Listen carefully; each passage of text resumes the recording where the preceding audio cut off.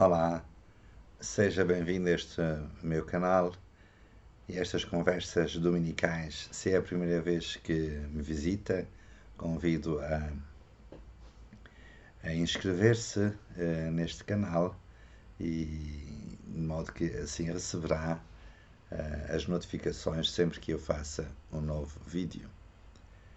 Hoje eu gostava de falar de um tema muito importante que está a acontecer na Igreja e que é este sínodo sobre a sinodalidade que está a decorrer e que tem levantado algumas críticas de sectores da Igreja, desde mais alto nível da hierarquia até ao simples povo de Deus, e que da minha parte também é sujeito destas reticências críticas e céticas no que ele possa representar. Se é verdade que eu tinha essas reservas desde o princípio, porque achava que é um exagero da parte da Igreja, ou seja, dos seus responsáveis, estar a questionar os outros sobre o que é que a Igreja do futuro deve ser.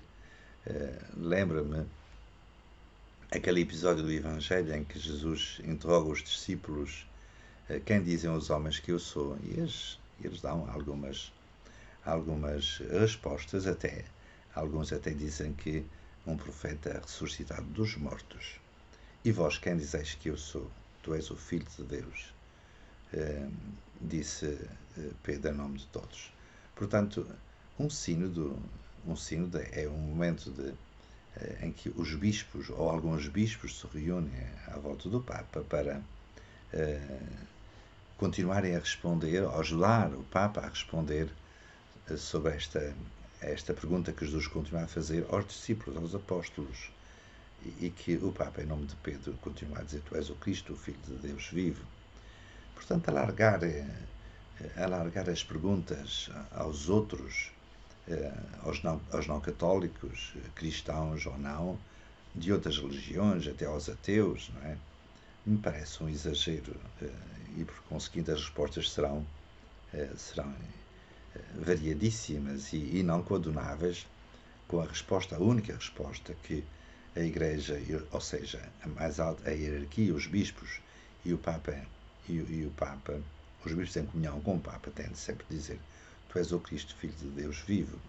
Uma resposta, uma profissão de fé que o mundo não entenderá, como naquele tempo não entendia e hoje continuará a não entender. Usando uma comparação um pouco superficial, eu diria que, comparando esta preocupação do Papa, deste sino sobre a sinodalidade, comparando ou imaginando que a maçonaria, por exemplo, perguntasse à Igreja o que é que pensa que a maçonaria devia ser no futuro. Com certeza que daria uma resposta contrária aos interesses da maçonaria, porque a maçonaria tradicional, o interesse principal é destruir a Igreja.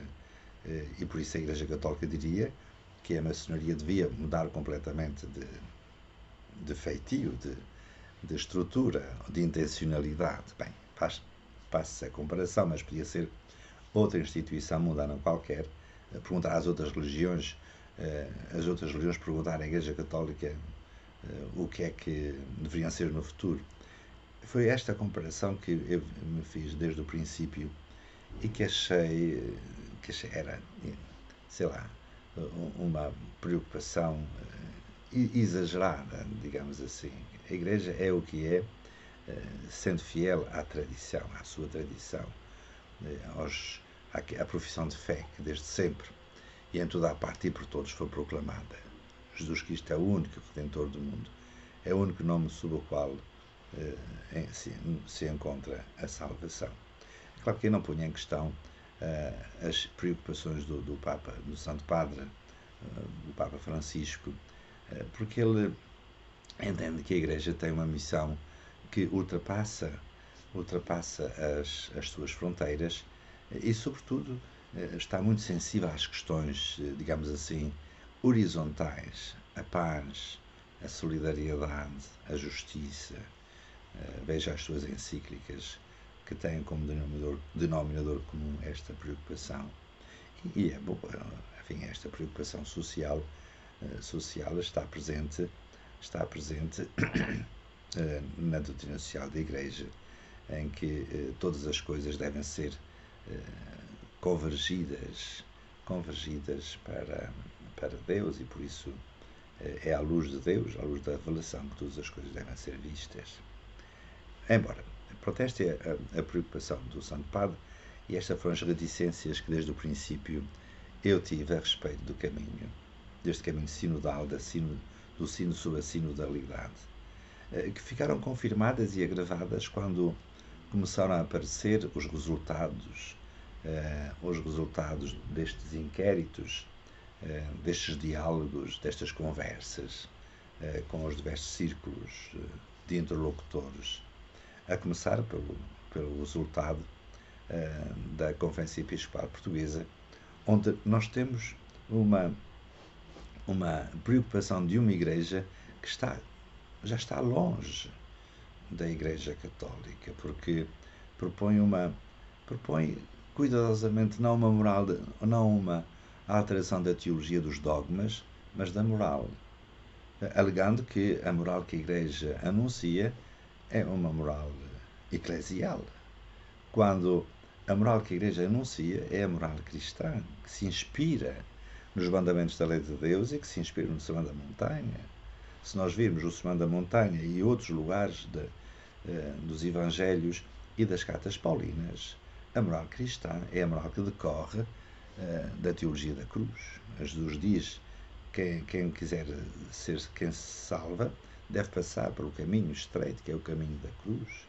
Quem quiser ser o meu discípulo, toma a sua cruz e siga-me. E isto aplica-se aos clérigos e aplica-se aos leigos nos diversos estados em que se encontra, casados ou solteiros. Os 10 mandamentos são lei divina, e a moral católica é a moral que a Igreja anuncia. Veja-se o catecismo da Igreja Católica, inspira-se claramente no Evangelho, e por isso dizer que é uma moral que a Igreja impõe como se fosse dela a sua invenção, acho que é um pouco estranho, não corresponde à verdade. E a Igreja não pode anunciar outra coisa senão isto, custa o que custar. Não podemos fazer uma moral à imagem e semelhança dos nossos interesses, dos nossos gostos, das nossas preocupações. A moral decorre do Evangelho, e é difícil, não é? O caminho é estreito, é difícil percorrer. E pronto, a Igreja não pode mudar a sua moral. Quem diz a moral familiar e a moral sexual, etc. Não pode mudar.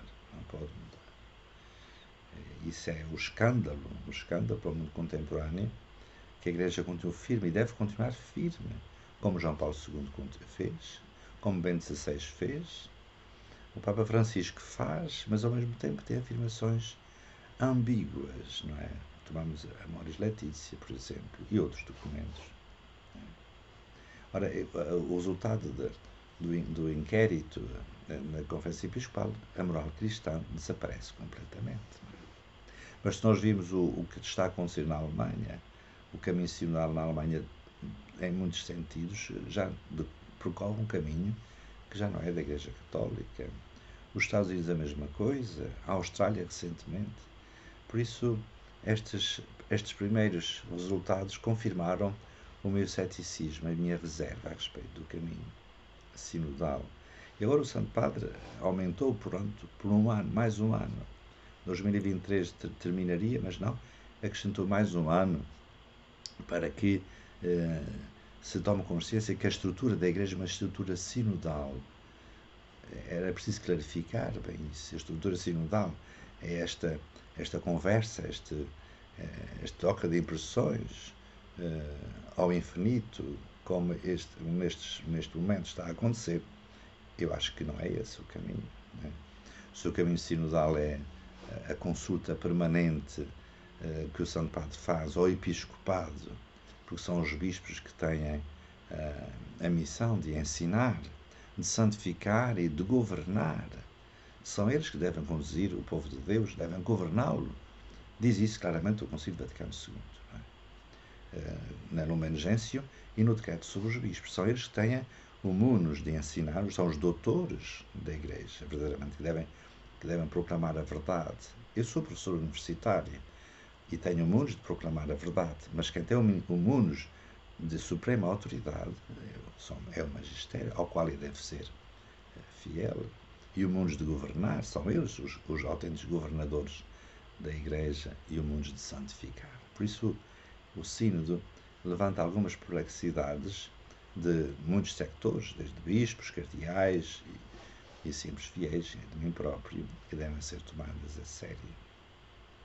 Vamos pedir ao Senhor, vamos rezar pelo Santo Padre, pelos bispos, vamos rezar pela Igreja, para que neste momento crucial em que ela está a atravessar, seja fiel ao que sempre foi, isto é, a profissão de fé em Jesus Cristo. Tu és o Cristo, o Filho de Deus vivo, que o Santo Padre em primeiro lugar e os bispos com ele, e todos nós temos a missão de proclamar, para que ela seja sempre fiel àquilo que sempre foi acreditado por todos, por toda a parte, e sempre.